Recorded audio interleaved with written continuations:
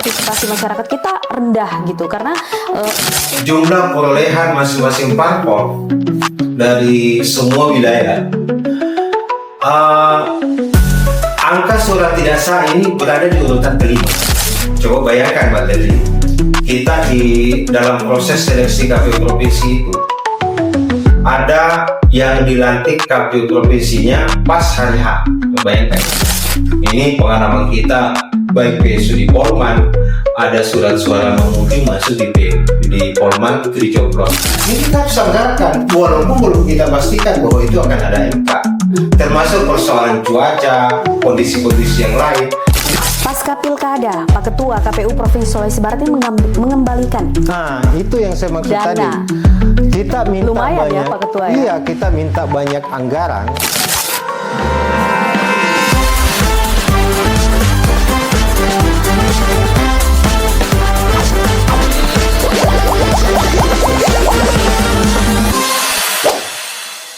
Halo teman pemilih, senang sekali saya Andi Tendriulang bisa menjumpai teman pemilih kembali di podcast KPU Provinsi Sulawesi Barat Suara Demokrasi. Dan senang sekali karena kita sudah kedatangan narasumber ini ya. Ini tidak asing lagi ya. Langsung saya perkenalkan dulu. Ada Bapak Ketua KPU Provinsi Sulawesi Barat, Bapak Said Usman Umar. Assalamualaikum, Pak Ketua. Waalaikumsalam warahmatullahi wabarakatuh. Gimana kabarnya hari ini, Pak? Alhamdulillah selalu sehat dan Sehat. semangat terus, Mbak Tendri. Semangat terus, baik. Meskipun tanpa non tahapan gitu, Pak ya. Oh iya, harus. Tetap semangat. Tanpa tahapan, non tahapan, apalagi kalau ada tahapan, Harus tetap semangat. harus tetap semangat. Baik. Pak Ketua, tema yang kita bahas ini sangat menarik, bukan hanya menjadi isu lokal saja, tapi juga menjadi isu nasional dan saat ini banyak sekali diperbincangkan, Pak Ketua. Terkait dengan pemisahan pemilu nasional dan pilkada atau pemilihan kepala daerah pasca putusan Mahkamah Konstitusi serta evaluasi pemilu serentak 2024 ini banyak sekali diperbincangkan Pak Betul, Ketua betul. ya.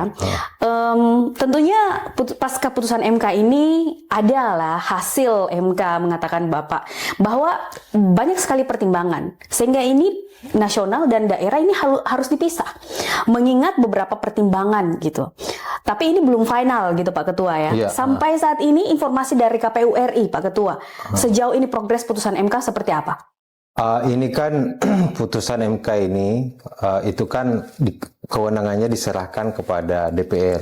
Jadi kita tunggu tindak lanjut dari DPR dalam hal ini Komisi 2. Informasi yang kami dapatkan di Komisi 2 bahwa pertengahan 2026 itu baru dibahas. Tapi sebelumnya sudah ada penjajakan. Baik. Jadi kita sementara ini masih sementara kajian, begitu juga tim di Komisi 2 sementara kajian, nanti di 2026 pertengahan itu baru dibahas. Wah, berarti masih progres gitu Pak Masih, ya. Apakah dan juga bukan hanya pemisahan pemilu nasional dan pilkada lokal Pak, tapi juga bagaimana kemudian sistem pemilu kita, apakah proporsional tertutup Betul. atau terbuka? Sejauh ini seperti apa Pak Ketua? Nah, sementara ini kan ada beberapa kelompok aktivis pemilu ya, yang sementara mendorong agar dilakukan evaluasi secara menyeluruh. Mengingat pelaksanaan pemilu dari segi sistem ya, di 2019 dan 2024 dengan menganut sistem proporsional terbuka, itu dianggap bahwa banyak persoalan yang krusial. Ya. Seperti politik transaksional, itu kan banyak. Nah, akhirnya ada desain untuk kemudian kembali ke tertutup. Tapi di satu sisi para pakar kita itu bukan jawaban, karena itu menjadi sebuah kemunduran demokrasi. Akhirnya ada muncul desain menggunakan sistem mix ya. Mix. Mix untuk ada gabungan campuran ya dari proporsional tertutup dengan seperti ala Jerman misalnya. Nah, itu menggunakan, jadi kita nanti akan menggunakan hak pilih kita, ada yang memilih parpol juga sekaligus memilih caleg. Jadi menarik pembahasannya itu Mbak Ten. Seperti apa itu Pak Ketua? Nah ini kan di Jerman misalnya itu ketika seorang pemilih menggunakan hak pilihnya itu memilih parpol juga sekaligus memilih caleg. Nah perhitungannya nanti kalau suara parpol lebih besar maka parpol yang akan menentukan calegnya. Tapi kalau suara caleg yang lebih besar, maka caleg itu yang akan duduk. Wah, mix ya. Nah, itu Metodenya mix. campuran dari sistem tertutup dan terbuka. Jadi kita menggunakan sistem proportional representation itu tadi.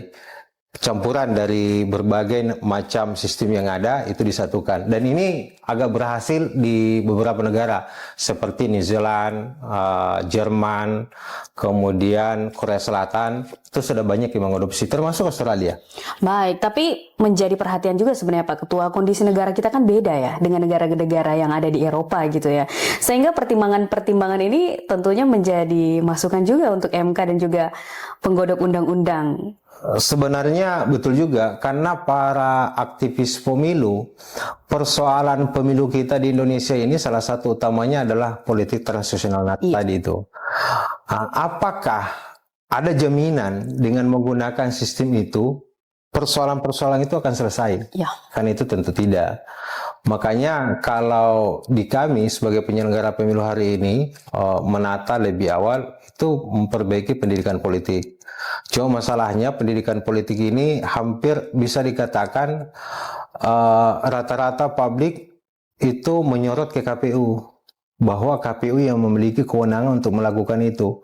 Padahal hampir semua stakeholder kepemiluan itu punya tugas yang sama untuk melakukan itu. Jangan hanya digantungkan sama KPU gitu Pak ya sebagai penyelenggara. Itu ribetnya itu. Baik, ini jadi informasi penting juga ya untuk stakeholder terkait. Bagaimana kemudian sosialisasi pendidikan pemilih ini bukan hanya menjadi tugas-tugas KPU. Nanti kita akan bahas nih Pak Ketua masalah sosialisasi pendidikan pemilih. Tapi sebelumnya ini sebagai event organizer atau IO pada saat pemilu 2024 kemarin nih Pak Ketua. Jika harus memberikan nilai 1 sampai 10 untuk efektivitas manajemen pemilu di Sulawesi Barat, Bapak ini bisa kasih nilai berapa nih Pak? Berapa ya? Dan alasannya apa gitu? Kan gini, kalau saya mau jawab paling tinggi, pasti kedepannya Mbak Tenri akan kesulitan untuk apa celahnya gitu Pak ya? Untuk menata lebih baik lagi. Saya mau bilang rendah juga nggak cocok, karena bisa dikatakan pilkada dan pemilu yang lalu kita lalui ini cukup berhasil. Angka 8 lah mungkin ya. Apa Angka indikator 8. Pak Ketua? Ada beberapa indikator yang bisa kita lihat secara seksama proses yang ada di Sulawesi Barat ini. Pertama, kalau kita melihat pasca pelaksanaan hari H, parpol yang menolak hasil, yang mengajukan judicial review ke MK, hasil pemilu kita, yang mengajukan sengketa, itu hanya 3 parpol. Baik. Beda dengan pemilu 2019, itu 7 parpol. Ada pengurangan sampai 60% lah. Wah. Itu pengajuan, walaupun selama ini, selama pelaksanaan pemilu kita di Sulbar, baik pilkada termasuk pilkada, kita belum pernah kalah di MK. Jadi berapapun parpol yang mengajukan sengketa hasil, entah itu pemilu maupun pilkada, kita selalu memenangkan proses yang ada di MK. Itu indikator pertama. Yang kedua apalagi pilgub. Pilgub 2011 ada proses di MK, pilgub 2017 juga sampai di MK. 24 kemarin nggak ada untuk Sulbar. Semua menerima aman Pak ya? Semua menerima 4 pasangan calon, itu semuanya menerima hasil pelaksanaan pilkada di Sulawesi Barat. Nah kenapa saya tidak jawab sampai 10? Karena kita masih punya persoalan utamanya PSU. Ada beberapa wilayah yang masih melaksanakan PSU pasca pelaksanaan baik pemilu maupun pilgub kemarin. Baik, kita tahan dulu nih informasi masalah PSU Pak Ketua. Kita akan mengulik ya, apa sih yang menyebabkan PSU ini akhirnya terulang lagi di pilkada. Tapi sebelumnya Pak Ketua, mungkin boleh disampaikan juga nih terkait masalah-masalah ad hoc kita. KPPS kita di Sulbar sendiri, apa yang perlu dievaluasi menurut Pak Ketua? Karena ya kita tahu nih Pak Ketua, kondisi di lapangan seperti apa. Nah betul. KPPS kita. Di 2019, ini karena saya lalu semua ya, baik 2019 maupun 2024 pemilu kita. Berdasarkan pengalaman berarti Pak ya? Di 2019 kita hampir sama ya 2024 karena 5 kotak itu tadi kita masih menganut 5 kotak itu. Hampir semua pelaksana di badan ad hoc utamanya KPPS kalau kita saksikan mulai dari proses pemungutan suara sampai selesainya penghitungan suara itu mereka nggak tidur di TPS. Itu hampir ada bahkan 2 kali 24 jam anggota KPPS kita tidak tidur. Makanya banyak yang kelelahan. Makanya di 2024 kemarin kita dalam melakukan rekrutmen kita ambil yang masih tenaga muda. Bahkan KPU RI juga sudah mendesain ada batasan umur maksimal penyelenggara kita itu sampai 55 tahun di atasnya. Tapi kita masih turunkan. Akhirnya tidak terlalu berdampak banyaknya kelelahan di penyelenggara kita di badan ad hoc di 2024. Karena memang seperti itu. Kita lihat pekerjaan beban kerja yang cukup berat, utamanya pengisian formulir itu. 1 surat suara saja itu formulirnya luar biasa banyaknya dalam proses penghitungan. Makanya di 2024 kemarin sudah dilakukan desain untuk meringankan beban itu dengan menggunakan e-rekap. Nah di satu sisi hal lain kita juga mewajibkan para penyelenggara pemilu kita, badan ad hoc utamanya, sebelum masuk itu intens melakukan pemeriksaan kesehatan. Makanya ketika mereka mendaftar, mereka harus ada jaminan bahwa mereka kesehatannya terjamin. Melalui jaminan kesehatan itu Pak tadi. ya. Jadi kita kerjasama dengan Dinas Kesehatan, Puskesmas untuk melakukan pemeriksaan itu. Iya, meskipun sebenarnya di fakta di lapangan pada saat itu, Bapak, masih ada ditemukan misalnya puskesmas yang misalnya tidak memberikan surat kesehatan atau seperti apa, Pak? Nah, itu yang menjadi evaluasi kita ke depan agar proses pemeriksaan kesehatan ini dipermudah. Jadi kemarin salah satu opsi yang kita lakukan ketika kita kerjasama dengan Dinas Kesehatan, mereka itu membentuk tim-tim medis di sekitar TPS. Karena tidak mungkin juga mereka akan membentuk tim medis di setiap TPS. Jadi ada di setiap desa. Jadi ketika ada keluhan dari penyelenggara kita, mereka langsung koordinasi. Hai. Nah, menurut hasil evaluasi KPU Sulbar, Pak Ketua, untuk proses rekrutmen tenaga ad hoc khususnya KPPS pada saat pemilu dan pilkada 2024, apakah ada penurunan di pilkada atau seperti apa? Dari pemilu ke pilkada? Sebenarnya banyak ya. Penurunan kalau kita lihat ya di 2000, kalau kita membanding, kita mulai dulu di 2014 karena saya alami di Kabupaten Pulau Mandar. Waktu itu saya masih KPU Kabupaten. Waktu itu masyarakat kita, publik kita sangat antusias untuk menjadi penyelenggara badan ad hoc. Pada masa itu Pak Ketua. Kita tidak kesusahan mendapatkan penyelenggara, mulai dari PPK, PPS sampai KPPS. Di 2019 hampir sama. Masih juga, antusias. ya, masih antusias. Tapi pasca itu, ketika kita memasuki pilkada, mereka agak mulai ragu. Apa ya? Karena yang jangan menyebabkan? sampai beban kerjanya di pilkada sama dengan pemilu. Akhirnya kita intens untuk melakukan komunikasi, sosialisasi kepada masyarakat. Nah di 2024 ini kita rasakan betul. Ya. Kita harus banyak kerjasama dengan pihak kampus untuk mendapatkan penyelenggara badan ad hoc. Karena banyak masyarakat yang tidak mau menjadi penyelenggara itu. Itu tadi beban kerja yang cukup tinggi. Dan kita tahu betul di 2019 itu di daerah lain, alhamdulillah di Sulawesi Barat, kalau tidak salah hanya 1-2 orang, 1 orang yang meninggal, tapi itu pasca hari H. Iya. Itu pun bukan KPPS, tapi pengaman. Tenaga keamanan yang ada di TPS yang meninggal dunia di Mapili itu kalau tidak salah itu usia sudah 60 tahun. Senja gitu Pak ya. Usia senja.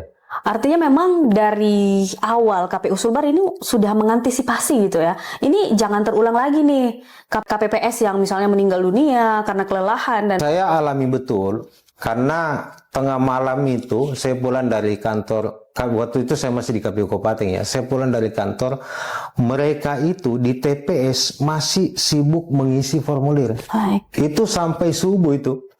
Bahkan ada yang pulang ke rumah belum selesai pekerjaannya, mereka pulang ke rumah istirahat itu dipanggil oleh keamanan. pihak keamanan. Jadi kita alami betul bagaimana beban kerja yang mereka rasakan oleh penyelenggara ad hoc ini, utamanya KPPS yang ada di TPS dalam pengisian formulir. Makanya di pasca 2019 dalam melakukan evaluasi kita sudah saran ke KPU RI untuk melakukan penyederhanaan formulir. Nah, itu yang dilakukan, penyederhanaan formulir sehingga tidak terlalu banyak. Nah, salah satu caranya dengan menggunakan aplikasi rekap itu. Baik. Jadi itu cukup membantu itu. Cukup membantu. Iya. Tapi apakah itu maksimal, Pak Ketua? Belum, tentu belum. Karena kita masih lihat, masih kita saksikan, penyelenggara kita masih begadang. Masih begadang. Utamanya KPPS ini. Salah satu hal yang pencermatan kami itu kewenangan dalam distribusi logistik. Coba bayangkan, Mbak Tendri. Ketika KPU Kabupaten mendistribusikan sampai di TPS dalam mekanisme kita di Undang-Undang 7 itu pasal 341 kalau tidak salah itu disebutkan bahwa 24 jam paling lambat logistik itu sudah mesti sampai di TPS. Wah, apapun kondisinya gitu Pak Ketua. Apapun kondisinya. Jadi ketika PPK atau PPS menyampaikan itu 24 jam atau 1 hari sebelum hari H, KPPS kita sudah menjaga itu logistik. Menjaga dalam artian mereka tidak tidur. Begadang gitu. Begadang. Mereka besok bekerja ini. Mulai jam 7 pagi, 6 pagi lah. Karena mereka harus menyiapkan segala sesuatunya. Jam 7 pagi mereka penghitungan suara mulai jam 13. Itu sampai malam berikutnya. Jadi malam pertama sebelum hari H, mereka sudah harus begadang untuk menjaga logistik itu. Lalu kemudian malam kedua atau hari kedua di hari H itu, mereka harus mengelola logistik itu. Pasti mereka nggak tidur. Sampai mengantarkan kembali ke PPK. Makanya PPS. kami sudah sarankan juga bermohon kepada KPU RI agar pasal itu termasuk di PKPU 12 ya tahun 2017 itu 2022 itu mestinya dirubah. Apa Cuma isi pasal? PKPU-nya itu yang pasal itu tadi yang menyebut bahwa 24 jam logistik itu, Pak, ya? itu harus sampai di TPS sebelum 24 jam paling lambat. Itu mestinya direvisi. Cuma bunyinya ada dalam undang-undang sehingga PKPU tidak bisa apa-apa, harus mengikuti itu. Baik. Nah, salah satu yang menjadi kendala juga, Pak, berdasarkan evaluasi pemilu 2024 di Sulbar ini, yaitu terkait suara tidak sah. Ya, ini masih ada masyarakat kita yang bingung ini DPD di mana, DPD provinsi gimana, sehingga apakah ini bisa dikatakan Pak Ketua sebuah kegagalan sosialisasi atau ini kegagalan bersama karena juga stakeholder juga harusnya turun tangan dong dalam melakukan sosialisasi pendidikan pemilih. Ini jujur saya konsen khusus ini di 2019 ya. 2019 saya teliti betul persentasi suara tidak sah. Di 2019 itu kita mendapati angka-angka yang kalau saya lihat sebenarnya agak anomali ya. Kenapa? Kalau kita mau mengatakan bahwa memilih presiden dan wakil presiden itu mudah, waktu itu hanya 2 calon ya. Ya. Hanya paslon 1, paslon 2. Paslon 2. Tapi kesalahan dalam penggunaan hak pilih dengan munculnya suara tidak sah itu sampai 12.000. Ini sesulbar 12.000. Di DPR RI waktu itu berada di angka 56.000 lebih. Ini sesulbar. Nah, tapi kalau kita masuk DPD, nah DPD kan kita bisa membayangkan surat suaranya Pilpres, surat suaranya DPR RI kayak gimana, surat suaranya DPD kayak gimana. DPD kan lebih mudah karena hanya foto nama. Ya, beda foto dengan calon. caleg, ukuran nama calon di caleg itu kecil.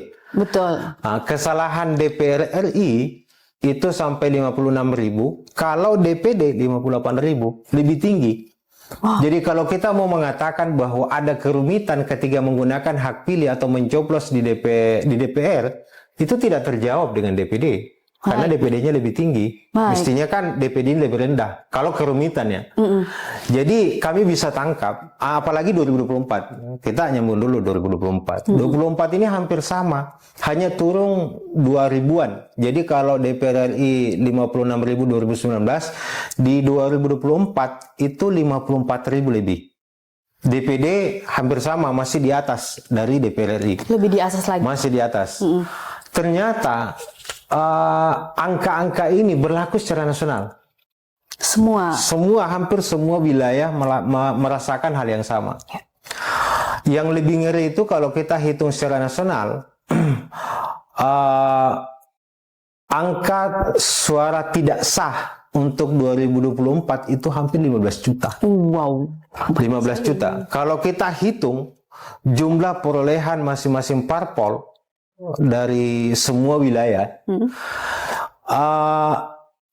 angka suara tidak sah ini berada di urutan kelima. Coba bayangkan. Baik. Jadi ada 8 parpol yang masuk di Senayang. Urutan kelima sekiranya itu adalah parpol. Ternyata Dia urutan kelima suara tidak sah ini. Nah, kalau kita urut itu kalau tidak salah PDIP, Golkar, Gerindra, PKB suara tidak sah di 15 juta lebih itu. Karena PKB itu 16 juta waktu itu. Berarti harus kita cari tahu nih Pak Ketua, apa yang menyebabkan hal tersebut gitu ya? Nah, gini Mbak Tendri, kalau kita menganalisa ya, ini sebenarnya fenomena suara tidak sah ini sebenarnya sudah terjadi sejak pemilu 2004 ya. Tapi angkanya di 2004 itu masih sedikit. Begitu juga yang paling tinggi itu 2019 sama dengan itu 17% kalau saya tidak salah data itu 17% di 2009 dengan 2024 hampir sama. Angka persentasinya beda tetapi jumlahnya sama. Hampir sama 15 juta lebih. Itu 2009 karena waktu itu bukan mencoblos. Contohnya. Ya. Waktu itu 2009 masih sudah mencoblos waktu itu ya? Belum Pak. Belum ya? Belum. Itu 2009 kita mencontreng jadi wajar banyak yang salah. Tapi 2024 itu sudah mencoblos mulai 14, 19, 24 itu mencoblos banyak yang salah. Nah, saya menyimpulkan kalau membanding angka DPD tadi ada kejenuhan oleh pemilih karena persoalan 5 kotak ini. Yang kedua, ketidakmampuan pemilih mengidentifikasi calon. Coba kalau kita 5 kotak setelah memilih presiden, ini presiden agak mudah, hanya ada 2 orang kan, 2 paslon. Tetapi masuk DPR RI, berapa calon yang ada di dalam surat suara itu? Masuk DPR provinsi, berapa calon? DPR kabupaten, banyak. Pasti kita bingung mengidentifikasi itu. Baik, artinya memang kerumitan ini membuat kejenuhan publik sebenarnya Pak Ketua ya. Ini jadi banyak itu banget tadi, gitu ya. ketidakmampuan pemilih melakukan identifikasi sehingga kemudian terjadi kerumitan, akhirnya terjadi puncaknya di 2024 kejenuhan itu. Baik, salah satu dasar kenapa kemudian MK mencoba memisahkan antara pemilu nasional dan daerah Pak Ketua, karena jeda yang terlalu dekat. Sehingga dianggap penyelenggara ini apa ya, kesulitan gitu ya, beban kerjanya semakin meningkat. Baru selesai pemilu langsung lagi pilkada, itu tidak ada jeda. Menurut Pak Ketua seperti apa nih?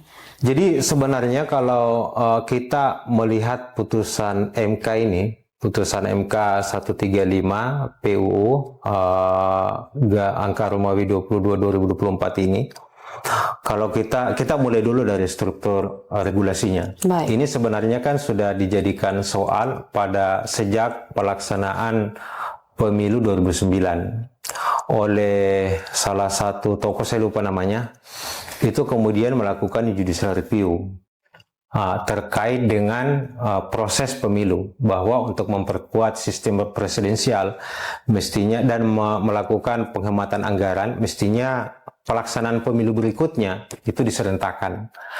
Akhirnya keluarlah putusan MK 14 itu di tahun 2013 bahwa pemilu 2019 itu mesti 5 kotak serentak ya. Dan itu tertuang dalam Undang-Undang 7. Nah, itu diaminkan oleh DPR dalam ketika menyusun regulasi, itu disebutkan dalam Undang-Undang 7 bahwa pemilu 2019 itu mesti 5 kotak. Nah, pasca pemilu 2019 itu kemudian dievaluasi karena banyaknya yang korban ya. Ini kan kemanusiaan ini karena sudah banyak korban jiwa. Akhirnya teman-teman polisi itu kemudian melakukan judicial review terhadap keserentakan itu. Ya. Keluarlah putusan MK 55 tahun 2019 yang pada intinya memberikan memberikan 6 desain keserentakan. Nah, apa maksud dari MK ini? Agar menyerahkan kepada DPR, legislator kan, untuk membuat revisi undang-undang. Tapi faktanya pasca 2019 dan masuknya pemilu 2024 itu tidak dilakukan. Akhirnya kembali teman-teman Perludem itu kembali melakukan itu, judicial review kembali itu Undang-Undang 7 itu. Lahirlah putusan 135. Jadi hal yang paling inti keluarnya putusan ini karena tidak adanya revisi undang-undang untuk melakukan perbaikan regulasi peraturan kita. Karena kita tahu bersama 2019 ada persoalan, 2024 juga ada persoalan. Yang kedua, itu tadi kejenuhan pemilih kita. Iya. Nah, kemudian salah satu pertimbangan Hakim MK itu juga adalah persoalan kelembagaan penyelenggara pemilu. Coba bayangkan Mbak Tendri, kita di dalam proses seleksi KPU provinsi itu ada yang dilantik KPU provinsinya pas hari H. Coba bayangkan itu. Jadi ada 38 provinsi, 514 KPU kabupaten kota yang ada di Indonesia ini yang mengikuti seleksi selama hampir 1 tahun di tahun 2018 sampai 2023 sampai 24 itu di masa tahapan. Luar biasa. Jadi saya yakin dan percaya orang yang mengikuti proses seleksi pasti akan susah fokus terhadap pelaksanaan tahapan kita. Nah itu kemudian kelembagaan partai politik.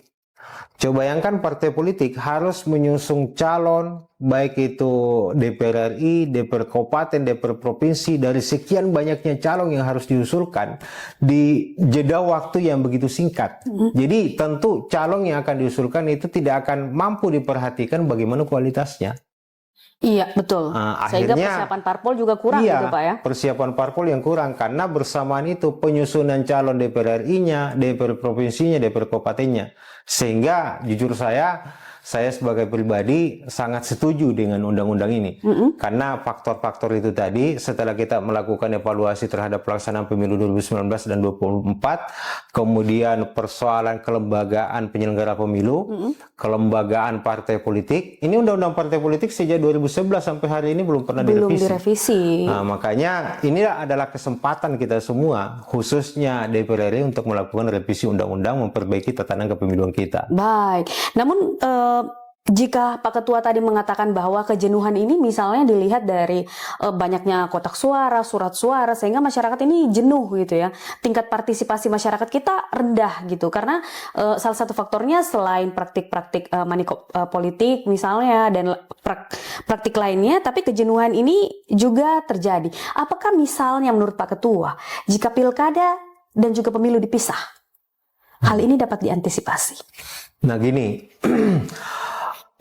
kita tidak bisa pungkiri rendahnya rendahnya karakter pemilih kita, pendidikan politik pemilih kita itu masih rendah. Tapi kalau kita bandingkan dengan negara-negara lain, itu lebih parah Mbak Tendri. Kalau kita mengaca di Filipina, itu hari H di TPS itu masih bisa terjadi transaksional. Bawaslunya di mana ya pada saat itu? Itu. Kita ini masih mending, masih adalah etika. Tapi tetap saja itu bisa beberapa pakar menyebutnya itu bobrok ya, karena proses pelaksanaan kita. Sehingga muncul beberapa desain, muncullah istilah pilkada langsung, pilkada tidak langsung, termasuk merubah sistem pemilu sejak pemilu 55 ya. Ini kan pemilu 55, tahun 55 ini adalah pemilu yang dianggap paling demokratis. Itu menggunakan closed list, sistem tertutup. Closed list proportional representation. Itu tertutup waktu itu. Itu sampai 99. Nanti 2004 kita menganut pemilu open list. Open list proportional representation. Nah, inilah yang kemudian dinilai oleh masyarakat itu ternyata banyak mudaratnya. Tidak terlalu manfaat karena kualitas calon yang terpilih itu tidak terlalu bagus. Karena siapa yang banyak isi tasnya itulah yang terpilih. Baik. Nah, kan kayak gitu. Begitu juga di pilkada. Karena pilkadanya langsung, akhirnya footboying itu juga terjadi. Transaksionalnya Iya, lagi. transaksional itu juga terjadi. Akhirnya kualitas kepala daerah yang terpilih itu juga tidak terlalu bagus. Karena tergantung siapa yang banyak isi tasnya. Akhirnya ramai-ramai para pakar kita, ada beberapa akademisi itu yang menginginkan kita ganti kembali dari open list menjadi closed list. Ini kayaknya demokrasi kita disiksa atau gimana sih Pak Ketua? Apa ya? Saya Kalau seperti melihatnya itu. ada yang mencoba untuk melakukan uji coba dulu deh, kayak gini aja dulu deh. Wah, ini bahaya nih Pak Ketua ya. Padahal ini kalau kita melihat ini ada persoalan karakter pemilih kita yang kurang bagus. Tetapi kalau kita kaji dari bentuk dari segi sosial, ini sebenarnya persoalan kesejahteraan masyarakat. Masyarakat kita belum siap menghadapi masalah ini karena kesejahteraan itu tadi. Iya. Cuma saya mau bilang begini Mbak Tendri. Karena ini kan momentum 2026 ini adalah momentum untuk melakukan revisi undang-undang. Baik. Nah, kalau pilkada langsung atau tidak langsung yang terjadi, ini sudah terbiasa. Tetapi kalau desain pilkada asimetris, ini kan muncul istilah ini. Ketika ada yang menginginkan, oke, daerah saya pilkada langsung saja. Yang lain menginginkan, saya tidak langsung deh. Muncullah opsi asimetris. Jadi nanti akan ada daerah yang melaksanakan pilkada tidak langsung. Ada daerah yang melaksanakan pilkada tidak langsung. Nah ini kan menjadi menarik. Lalu apa indikator sebuah daerah akan melaksanakan langsung dan tidak langsung itu tadi? Nah, hemat saya, kita masing-masing daerah, publik dalam hal ini, apakah itu Pemdanya, apakah itu kampusnya, akademisinya, melakukan kajian. Apa yang dikaji? Kita melakukan kajian sistem apa sih yang cocok dengan wilayah kita. Nah, dengan adanya sistem itu tentu menyesuaikan dengan kondisi budaya Indonesia ya. Iya. Budaya Indonesia kita terkait dengan paham demokrasinya. Nah, dengan hasil kajian itu kita bawa ramai-ramai ke Komisi 2. Ini loh usulan kami. Jangan sampai karena indikator ini disusung oleh orang pusat, lalu kemudian memberikan penilaian ke daerah kita, oh daerahmu cocok langsung. Baik. Daerahmu cocok tidak langsung. Padahal yang menilai itu orang pusat. Nah, mestinya kita sendiri yang melakukan penilaian. Bahwa misalnya ketika anggaran pilkada itu lebih tinggi dari PAD, maka kami milih pilkada tidak langsung. Biarinlah DPR karena anggarannya nggak ada. Baik. Nah, kan itu salah satu ciri khasnya contohnya. Tapi ini kan akan menjadi perdebatan juga sebenarnya Pak Ketua. Karena cukuplah surat suara yang menjadi keribetan kita bersama gitu ya. Ini akan menjadi ketidakserentakan lagi gitu. Pertimbangan-pertimbangan lain misalnya. Apakah akademisi kita, kemudian pengamat-pengamat politik kita yang ada di daerah mampu melakukan kajian-kajian terhadap sistem asimetris yang dijelaskan oleh Pak Ketua tadi? Nah, gini Mbak Tendri, kalau persoalan surat suara untuk mengantisipasi kesalahan dalam penggunaan hak pilihnya, itu sebenarnya bisa terjawab dengan putusan MK ini 135 ini dengan adanya pemilu nasional dan lokal. Karena ketika kita melaksanakan pemilu nasional, kita hanya masyarakat hanya mendapatkan 3 surat suara. Jadi dalam mengidentifikasi calon akan lebih mudah. Mereka juga tidak akan terlalu mendapatkan kerumitan. Pilkada pun begitu. Kalau pilkada selama ini kan agak sederhana, hanya masuk kotak suara, masuk bilik, kemudian mencoblos calon pilkada. Sederhana, sangat sederhana. Tapi kalau ditambah dengan DPRD provinsi, kabupaten, itu tidak akan terlalu rumit. Ya kan, tidak akan terlalu rumit karena sudah mengalami proses pemilu. Jadi beban pemilu 5 kotak itu dibagi 2. Pemilu nasional dengan lokal. Jadi persoalan surat suara itu tidak akan terlalu membuat kerumitan. Jadi itu akan menjawab, persoalan ini akan menjawab masalah kerumitan dengan itu tadi. Masalah pemisahan dengan pemilu itu dan tadi. pilkada ini Pak ya. Kalau persoalan kualitas pelaksanaan pemilu, itu kita masuk dalam sistem. Makanya harapan saya akademisi kita atau para stakeholder dalam kepemiluan ini mengkaji itu. Apa sih yang cocok? Karena yang mengetahui keinginan masyarakat yang ada di Sulawesi Barat ini masyarakat Sulawesi Barat itu sendiri. Betul sekali Pak Ketua. Nah kalau misalnya nih Pak Ketua, pemilu dan pilkada memang betul-betul nanti di ACC oleh pembentuk undang-undang ini dipisahkan gitu ya. Bagaimana kemudian melihat teknis lainnya seperti pemungutan suara ulang. Ini kan berdasarkan pengalaman kita kemarin ya Pak Ketua, itu sudah pernah kita lakukan gitu, baik di pemilu dan juga Pilkada 2024. Iya, Menurut Pak betul, Ketua Mbak. seperti apa? Betul. Banyak tantangan yang kita hadapi ya dalam melakukan evaluasi, bukan hanya PSU, persoalan anggaran juga. Tapi mudah-mudahan dalam undang-undang nanti anggaran itu semuanya APBN, sehingga kita tidak kesulitan dalam melakukan meminta permohonan anggaran kepada Pemda. Nah, sebenarnya persoalan krusial menurut saya ini adalah PSU. Baik. Kalau secara teknis ya, teknis pelaksanaan baik itu pemilu dan pilkada kita itu di PSU. Kalau kita lihat penyebabnya, ada beberapa hal yang penyebab utama. Pertama, karena surat suara yang tertukar. Ini pengalaman kita, baik PSU di Polman, ada surat suara Mamuju masuk di Polman, itu dicoplos. KPPS lagi dong Pak Ketua ya? KPPS nggak terlalu karena surat suara itu kan sudah ditutup. Dia sudah dilipat. Nah, tapi setelah diproses lipat ini masuk ke dalam kotak, diambil oleh pemilih, dibuka, loh kok DPRD provinsi dapil lain, bukan dapilnya. Tapi karena mereka bingung, coblos saja. Nanti dilihat ketika dihitung, oh ini surat suara bukan dapil sini. Akhirnya PSU. Itu satu hal. Yang kedua, ada pemilih yang bukan pemilih setempat. Dia orang Mamuju, memilih di Pulau Limandar. Iya. Nah itu tentu akan, kalau dia berhasil menggunakan hak pilihnya, itu tentu akan PSU. Baik. Berikutnya ada pemilih yang menggunakan hak dua kali. Dua kali, Ini karakter ini ya.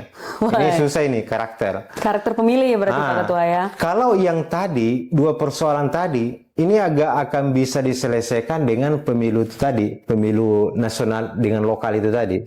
Karena kita tidak akan mendapati surat suara dapil Mamuju ke dapil Polman untuk pemilu nasional. Iya. Karena pemilu DPR itu sudah ada. Ini kan satu dapil kita. Baik DPD, DPR RI, Pilpres satu dapil. Nah, tinggal kalau di satu sisi kita akan lebih mudah melakukan pemetaan pengelolaan logistik karena tidak terlalu banyak. Nah, kesalahan distribusi logistik adanya surat suara ke dapil lain itu kan karena pengelolaan logistik kita yang krusial. Nah, ketika logistik itu sederhana, tidak terlalu banyak, saya yakin dan percaya hal-hal yang seperti ini akan bisa kita selesaikan dengan baik. Baik Pak Ketua, kalau misalnya benar pemilu dan pilkada ini akan dipisah, apakah ini akan lebih mempermudah persoalan penyaluran logistik yang disampaikan Pak Ketua? Tentu akan mudah. Kenapa saya katakan, kenapa ada jaminan permudah? Kesulitan kita dalam proses pengelolaan logistik adalah pemetaan proses lipat, packing dan sebagainya itu di KPU Kabupaten. Sehingga kita terkadang terlambat melakukan distribusi. Sebenarnya di situ tempatnya. Titik krusialnya di situ Pak Ketua. Titik krusialnya ya? di situ. Baik. Nah, kenapa sulit? Karena banyak. Jadi kalau seumpama nanti logistiknya itu sedikit karena ada pemilu nasional lokal, pasti akan lebih mudah kita lakukan. Lebih mudah. Tadi Pak Ketua sempat mengatakan bahwa kesulitan ya meminta anggaran kepada Pemda. Maunya Pak Ketua gimana? APBN aja semua atau seperti apa nih Pak Ketua? Betul. Apakah berdasarkan pengalaman atau seperti apa nih Pak Ketua? Begini Mbak Tendri, Pemda itu atau kepala daerah yang terpilih pada pemilu sebelumnya itu memiliki visi dan misi, memiliki program. Di injury time pelaksanaan kinerjanya itu kan belum pasti bahwa semua program yang sudah dijanjikan itu sudah selesai. Iya. Masih ada yang tersisa ini. Masih ada. Anggaran saya sekian. Ternyata KPU minta untuk pelaksanaan pilkada. Kan pusing kepala daerah ini. Oh, masih ada janji-janji politik saya yang belum saya selesaikan. Ini KPU datang meminta, pasti akan diberikan sedikit. Nah, kita dalam melakukan permohonan ke Pemda, itu dalam melakukan perencanaan, kita menghitung semua hal. Walaupun hal itu tidak pasti terjadi. Baik. Misalnya PSU tadi, ya PSU itu tadi. Kita kan belum bisa pastikan bahwa ini akan terjadi PSU berapa TPS. Nah, tapi hitungan kasar kita itu harus melebihi target yang pernah ada. Jadi kalau yang selama ini ada hanya 100 TPS ya kita menjadi 200 TPS. Itu biaya modal banyak itu. Termasuk KMK. Baik. Ini kita harus anggarkan, walaupun belum kita pastikan bahwa itu akan ada MK. Termasuk persoalan cuaca, Baik. kondisi-kondisi yang lain. Jadi semuanya kita hitung. Akhirnya ketika kita menghitung anggaran, itu pasti kita minta banyak.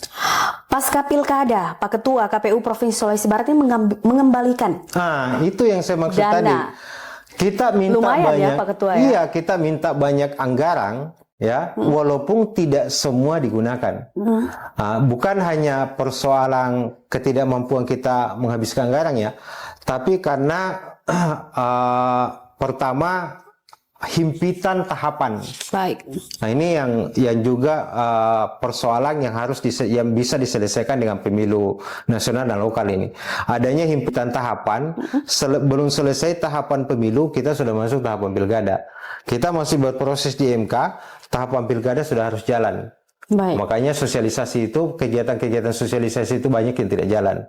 Akhirnya ada 13M yang kita kembalikan ke daerah. Pemprov, ke daerah, bukan karena itu tadi himpitan tahapan, yang kedua karena penghitungan itu tadi. Baik. MK-nya nggak ada, PSU-nya tidak terlalu banyak, akhirnya banyak kita kembalikan. Menjadi isu-isu liar juga nih Pak Ketua di luar. Ini KPU Sulbar gimana sih perencanaan anggarannya? Gimana sih kematangan perencanaan anggarannya sehingga sebegitu banyak anggaran yang tersisa gitu ya. Sehingga mereka, wah kami ini sudah menghemat nih untuk KPU gitu. Gimana nih penjelasan Pak Ketua Jadi, untuk mengcounter isu itu? Itu tadi saya bilang Pak Tendri, bedalah kita penyelenggara pemilu dalam melakukan perencanaan anggaran dengan dinas. Kepala dinas misalnya, dinas A misalnya, dalam menghitung anggaran itu sudah terinci bahwa bulan sekian harus melakukan ini, program ini harus jalan dan sebagainya. Kita dalam menyusun anggaran ada program yang kita rencanakan tapi itu belum pasti akan terlaksana. Contohnya Pak? Misalnya tadi MK. Kalau kita harus menghitung bahwa sekian parpol atau sekian calon akan mengajukan proses ke MK. Sengketa gitu Pak ya? Ke sengketa. Akan setelah MK, apakah kita kalah atau menang, kita harus hitung kalah untuk menghitung anggarannya. Kalau kalah berarti ada PSU di beberapa wilayah. Nah itu kita harus hitung anggarannya itu. Baik, tapi ini menjadi dilematis juga sebenarnya Pak Ketua ya. Beberapa program gitu ya di Pemda kita bahkan itu harus dipres dan lain-lain, bahkan dihapuskan karena memang mengingat anggaran ini harus di drop out full ke KPU sebagai penyelenggara gitu. Ini jadi dilematis juga sih. Dilematis betul. Pemda juga agak riskan ya. Kedepannya gimana nih menurut Pak Ketua nih agar supaya ini tidak Diskusi terjadi kita lagi? dengan beberapa KPU provinsi itu sudah sepakat dan KPU RI juga sudah oke, tinggal pembuat kewenangan ini agar penganggaran pemilu dan pilkada itu disatukan di APBN. Jadi bukan full lagi pusat gitu Pak ya. bukan lagi APBD. Jadi kita tidak akan membuat perencanaan lagi ke Pemda, bermohon lagi anggaran ke Pemda, tapi semuanya kita satukan dalam satu anggaran ke KPU RI yang akan membahasnya di DPR nanti. Itu sudah diusulkan Pak Ketua? Sudah. Wah, Bahkan sudah diamini oleh tim pakar KPU RI ketika melakukan evaluasi pemilu dan pilkada yang lalu. wah, kita berharap ya hal-hal mungkin teknis-teknis di lapangan ternyata memang butuh anggaran dan ternyata pas pelaksanaan itu tidak terpakai gitu ya, sehingga memang betul. pengembalian itu harus dikembalikan dan tentunya dengan pertanggungjawaban penuh gitu Iya, Pak betul, Ketua ya. Pak Ketua. Baik, ini tidak terasa Pak Ketua kita sudah berbincang lumayan ya, dan juga terkait bagaimana sih pemisahan pemilu dan pilkada dan evaluasi yang perlu kita perbaiki gitu ke depannya Pak Ketua ini demi kualitas demokrasi kita lebih baik. Sebelum saya tutup, saya persilahkan nih kepada Pak Ketua, apa mungkin Pak Ketua punya rekomendasi ini ya kepada pembuat undang-undang misalnya agar penyelenggaraan pemilu di masa depan tidak lagi menyulitkan penyelenggara dan tetap berjalan secara efektif dan efisien. Silakan Pak Ketua. Ya, tentu kita berharap agar pesta demokrasi yang kita lakukan ini kan sudah beberapa kali kita laksanakan dan ini menjadi bahan evaluasi bagi kita semua untuk melaksanakan pemilu yang lebih baik. Tentu kita semua berharap itu agar persoalan-persoalan yang muncul dalam proses pelaksanaan pemilu sebelumnya itu tidak terjadi. Ya, kita berharap sama penentu kewenangan dalam hal ini DPR dalam menyusun revisi undang-undang pemilu, kita cobalah menanggalkan pakaian kepentingan kita, baju politik kita. Kita sama-sama membahas revisi undang-undang ini untuk kemaslahatan umat, untuk perbaikan demokrasi kita.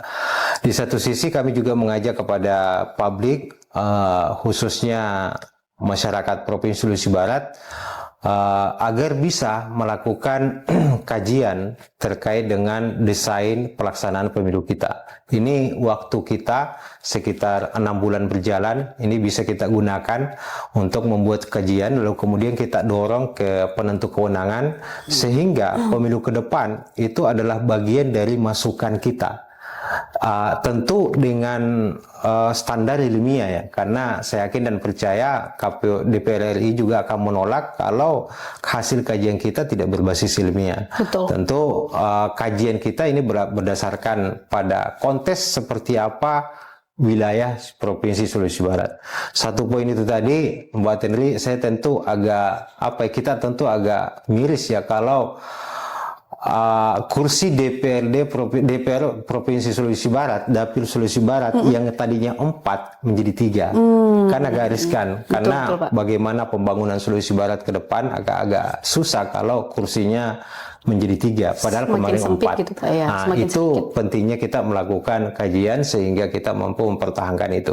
Saya kira itu, Mbak Tendri. Baik, terima kasih Pak Ketua, Pak Said Usman Umar ya. Kita berharap nih Pak Ketua, berdasarkan hasil yang disampaikan oleh Pak Ketua, rekomendasi ke depannya terkait menindaklanjuti putusan Mahkamah Konstitusi ini bisa lahir dari daerah-daerah. Iya, Betul, sampai ke KPU RI dan itu disampaikan kepada penggodok undang-undang itu sendiri.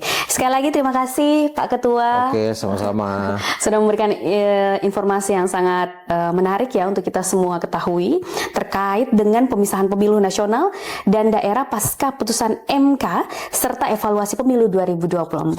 Kami juga tidak lupa dan tidak bosan-bosannya mengingatkan teman pemilih untuk selalu follow, subscribe, like ya, share seluruh akun media sosial KPU Provinsi Sulawesi Barat. Saya Andi Tenrulang undur diri dan akhir kata, wassalamualaikum warahmatullahi wabarakatuh. Waalaikumsalam warahmatullahi wabarakatuh.